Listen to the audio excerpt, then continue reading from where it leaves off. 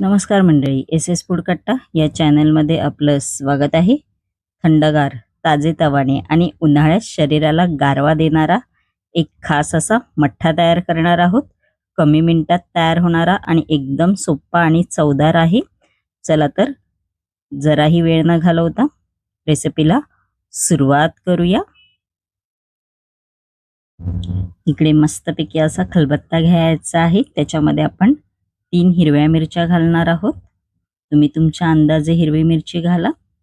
त्यानंतर पुदिन्याची पानं आहेत 5 ते 6 ती घालायची आहेत. त्यानंतर अर्धा इंच आलं आहे ते घालायचं आहे. आपण आता हे सगळं असं खलबत्त्यामध्ये असं ठेचून घ्यायचं आहे. खूप छान लागतो हा मठ्ठा. नक्की ही रेसिपी तुम्ही करून पहा.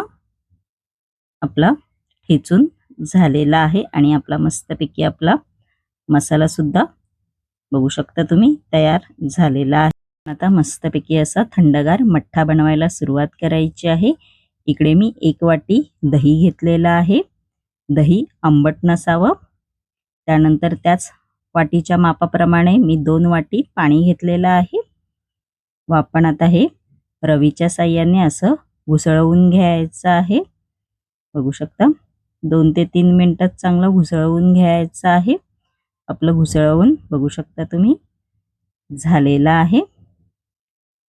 त्यानंतर आपण जो मसाला तयार केलेला आहे तो घालायचा आहे. त्याच्यामध्ये अर्धा चमचा धणे जिरे पूड आहे ती घालायची आहे. त्यानंतर याच्यामध्ये अर्धा चमचा काळं मीठ आहे ते घालायचं आहे. एकदम सोपी रेसिपी आहे ही. त्यानंतर चवीनुसार मीठ आहे ते घालायचं आहे आणि अगदी घरचं साहित्य वापरूनच तयार होतो. त्यानंतर बर्फाचे तुकडे घातले आहेत मी इकडे. व असं परत आपण रवीने थोडं असं घुसळवून घ्यायचं आहे आणि मस्तपैकी आपला थंडगार बघू शकता तुम्ही मठ्ठा तयार झालेला आहे. एकदम थंडगार असा. या उन्हाळ्यात नक्की करून पहा. थोडीशी याच्यावरती कोथिंबीर घालायची आहे आणि आपला मठ्ठा तयार झालेला आहे.